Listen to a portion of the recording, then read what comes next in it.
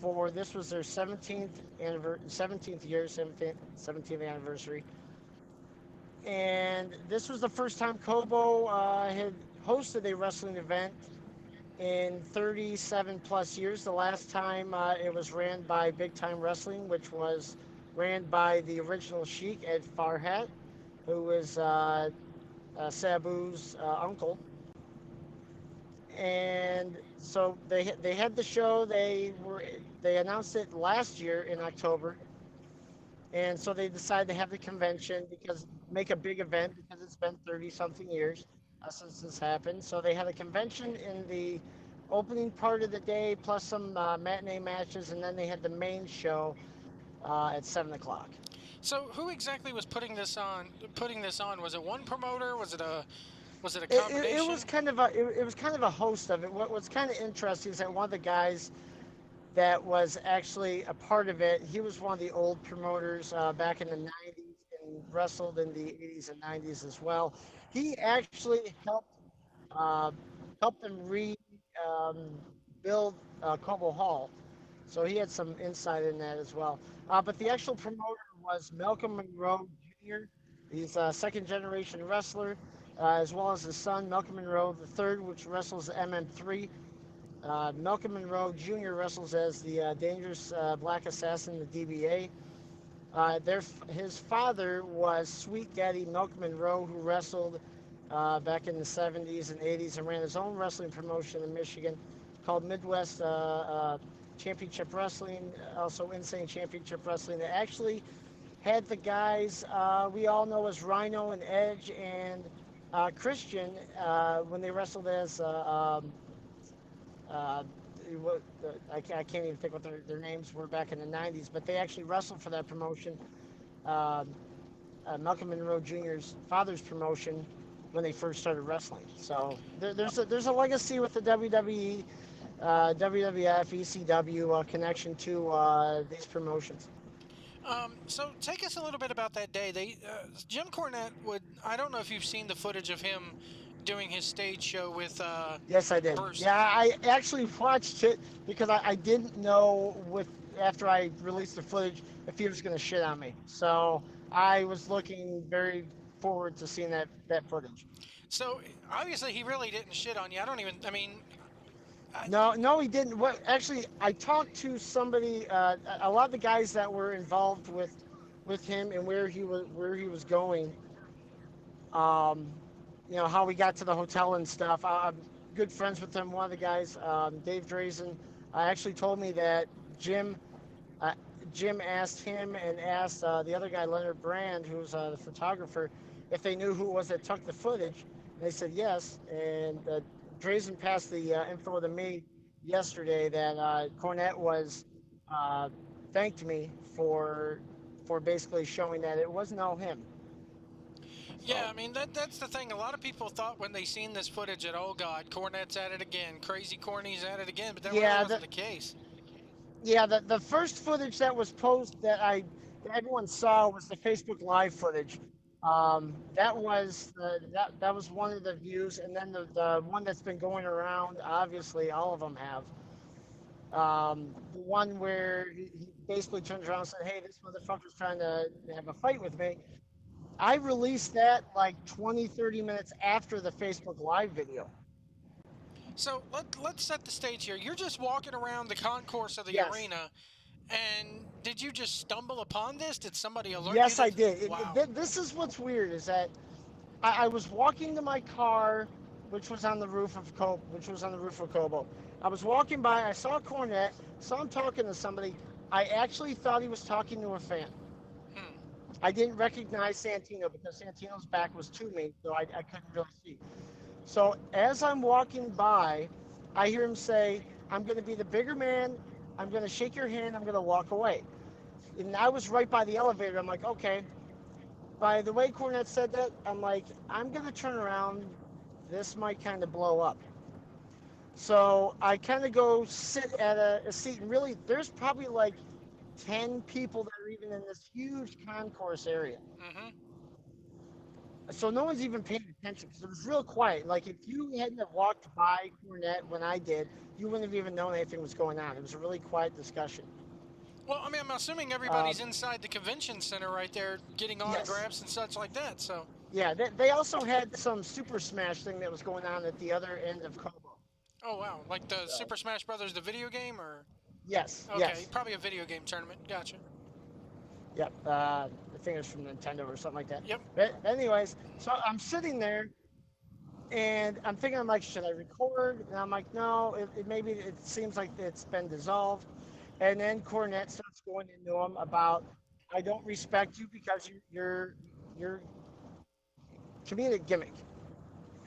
And if you watch Cornette's video from St. Andrews, he said verbatim what he said, and then right then and there, that's when I recorded. And Cornette even stated that's when the video started. Hmm.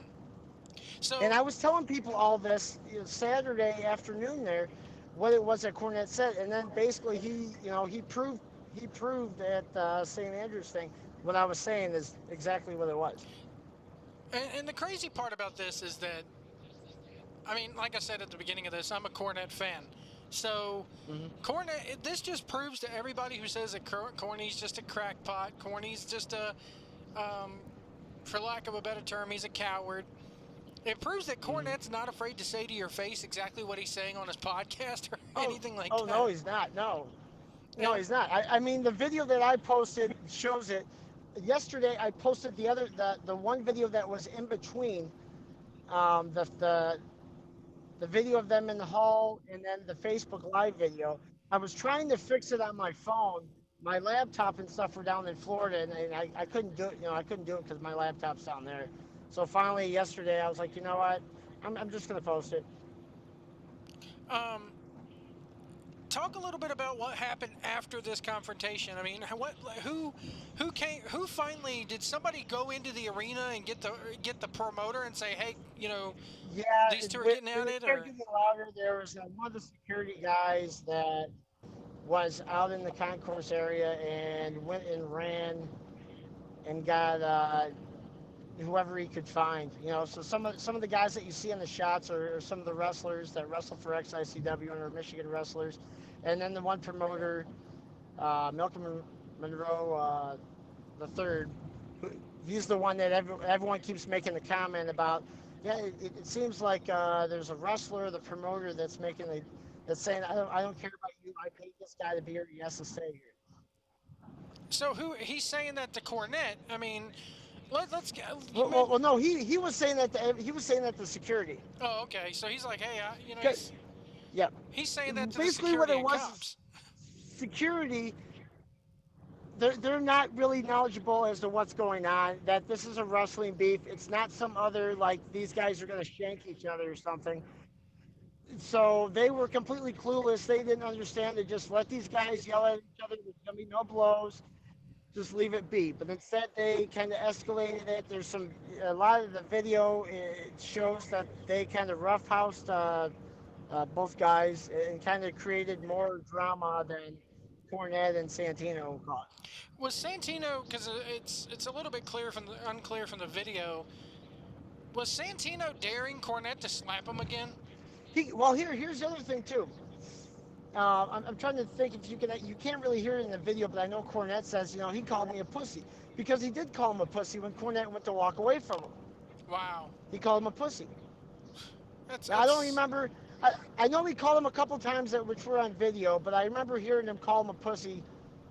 But I'm not sure if it was before I recorded or not. you know But I remember he went to walk away and he called him that. So and that's not that's Cornette said on that video that was taken at the show that this all stemmed from some. 2005 or Well, something. not only that, I'm talking about just that day. It stemmed from the fact that Santino came. Did Santino earlier in the day come up to Cornette's booth where he was at the convention and say something See, then? see that I don't know because when I got there, I went.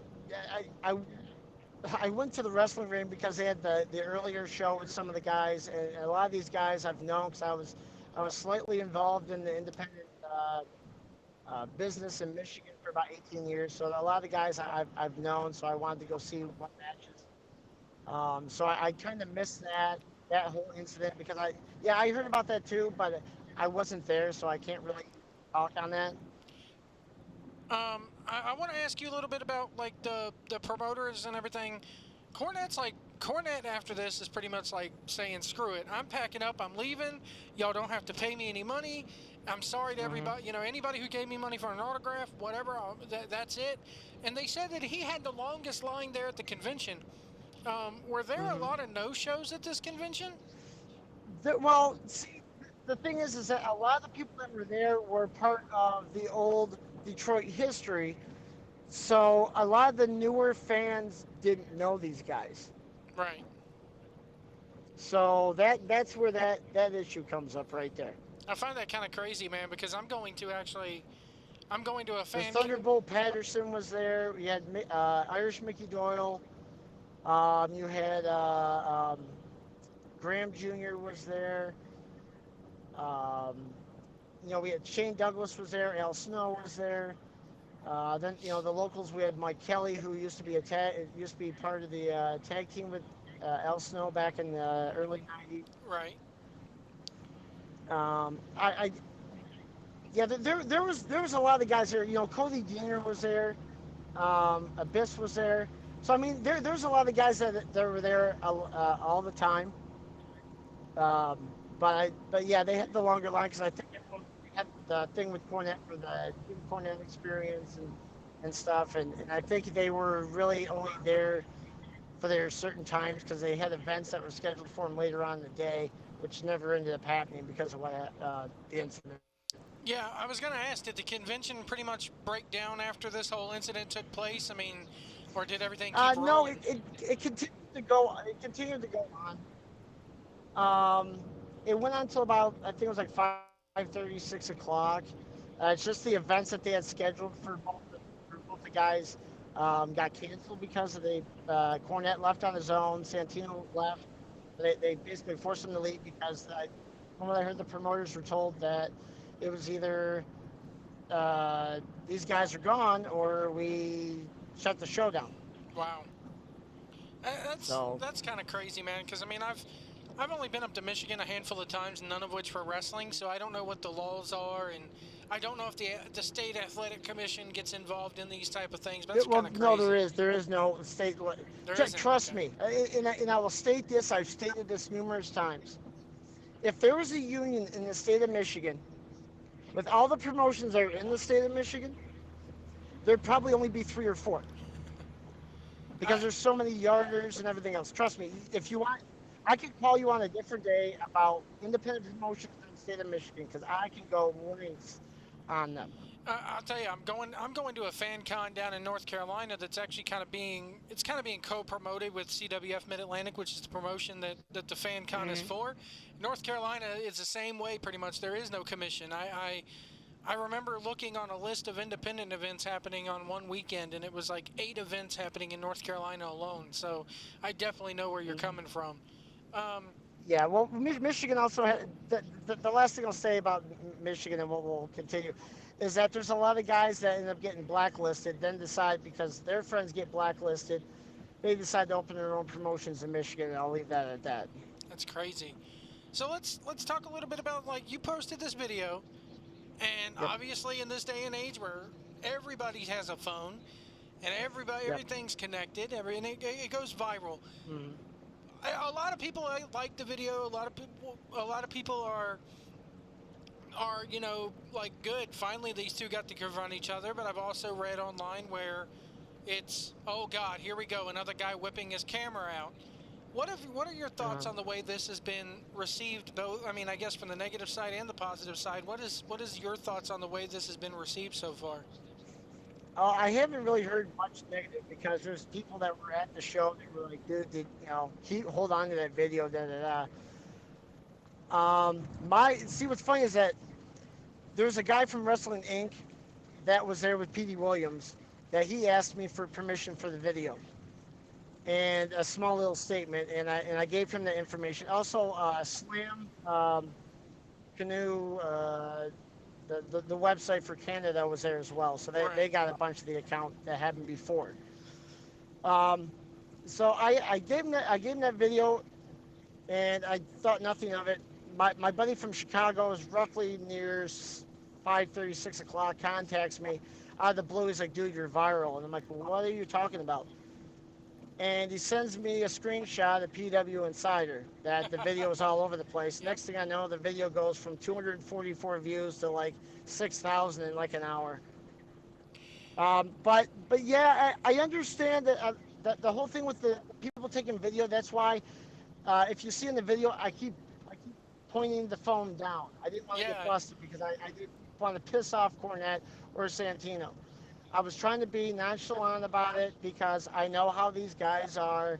I'm friends with a lot of guys in the business, so I didn't want to kind of intrude. Um, but there's always going to be a positive and a negative. The positive part of it is that I helped Cornette prove his innocence, that he didn't start shit.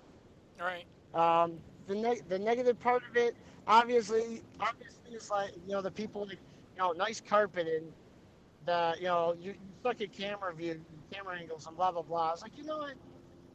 I was there. I was You literally were the only one there. you were TMZing the thing. I mean, you can't just sit there and walk. What are you gonna do? Walk up to them and put the camera in their Yep. faces and get hit? Come on. Yep. And there is one point where Cornette knows you're filming because he looks right at you and goes, "Hey, this son of a bitch, this motherfucker, I'm trying to get away from him." Yep. So Yep. he knows you're filming. So Yeah. Yeah. Well, it wasn't just me. There was a bunch of people that were right behind me when it started getting louder that they pulled out their phones. wow, that's that's the world we live in, and Yeah. it's. I'm glad to see the video, but I'm sure Santino's sitting there thinking, why did motherfuckers have to film this? Why did they have? What gives them the right and all that? But you know what? Well, Santino's in the wrong on this one. yeah. And I'll tell you this. Like I said, what's funny is that I thought Santino was a fucking fan. Wow.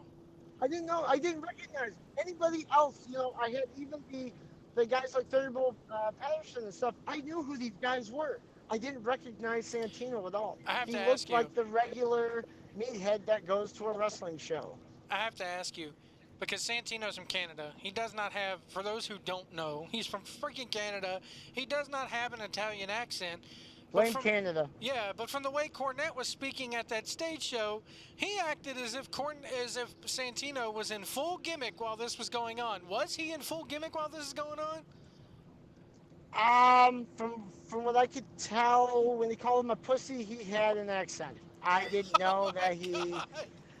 I didn't know that he had a regular speaking voice Oh, until I heard Cornette talk about it in the St. Andrews thing with Pritchard. oh my God! So this son of a bitch is sitting there in full-on Italian gimmick as Santino yelling at Cornette. Well, he might. Well, when he called him pussy, he might have been, in his Santina gimmick. So Oh, jeez, that's. I'll be honest with you, that's a scary and thought. people who listen to this show on my YouTube channel, they know that I have no love lost for Santino Marella. I can't stand him, and they know all. They all know that I'm a huge Cornette I've fan. hated So. his. I've hated his gimmick ever since he did the Mr. Sacco wannabe thing. I've hated him. I'll tell you this, and I've posted it, and I've talked to other people. I even sent a thing to Cornette on his Twitter that I've got more respect for him because I really didn't care for him, to be honest. I didn't hate the guy because I didn't really know. You'll see people on TV, you hate them, like Roman Reigns, whatever. You hate them. But I've seen some of the stuff that Cornette's done. I've hated some of the stuff he's done, but he has a reason to. He's been in the business. He's been screwed around and everything else. But he earned my respect while I was watching him when he was trying to walk away. I mean, not only that he walked away. I mean, what the heck? He's 50-something years old. What is he gonna do? Fight this dude while there's witnesses Yeah. around? No. Yep. And but my thing is that he talks about what a joke this guy is on his podcast, and then he looks at the He guy said it to his face. Yeah, he said it to his. He has the big enough balls to look at a worker and go, "You don't deserve any respect because you were a joke. You were an absolute Hmm. joke. You were a joke in OVW. You only got a job because because I slapped you. They Hmm. rewarded you for me slapping you and getting me ousted out of the business, and it's true. And Yep. now we know it's true. Yep. Shaun, I want to thank you so much for coming on. I know that you're in the middle of your Uh, trip. Um, I do want to say this. I don't know when this is gonna go, when you're gonna post I'm this up or probably not. going to post it right after we finish talking. So, Okay, good. That's good timing then. Um, right before you called me, I spoke to you right before mhm. that Sports Nation, the ESPN product, kind of did a spoof on the whole thing with Santino, which is pathetic. But I'll tell you this: maybe Santino finally got paid, for one. So because he definitely needs new clothes, because he was wearing the same fucking clothes he wore on Saturday, Jeez. the same bag. It was playing the same goddamn cup. Yeah, I'm on Sports Nation's website and I really can't find anything about this. So if you I'll post it and I'll post it on my Facebook and I'll link you to it. cool, cool. Um, well, Shaun, do you have anything else coming up that you need to plug? Everybody's always got a little creative Um, deal coming up going on to nowadays. be So honest, I'll tell you this: if you're in the Michigan area, or you're in any area, you're a wrestling fan, please support your independent wrestling promotions because you never know, those guys that you see in the ring may be on TV one day. And with my experience, I did radio and TV back in the late '90s and such. I've got a lot of great friendships with the guys that were have been in the companies, and it's definitely a treasure to have and to actually sit there and like I remember when this guy did this or that, you know. But it's one thing I definitely want to say: if there's independent wrestling, definitely go and support the boys. very well said, Shaun. Well, Shaun, I want to thank you so much for coming on and Okay. enjoy your drive back to Florida. Okay. Yeah, I should be getting to Florida about like 8:30 in the morning. So That's a You're gonna pull an all nighter and drive all night. yeah, I drove 23 hours up from Florida to Detroit last on Thursday. Got there Friday morning. So All right, well, stay on the line here with me. We're going to wrap it up here, folks, here on From Pillar to Post for this very special short little episode here. I'd like to thank Mr. Shaun Sisk for coming on and join us pleasure. Wednesday for the official, unofficial CWF Mid Atlantic After Show, and we will see you down the road.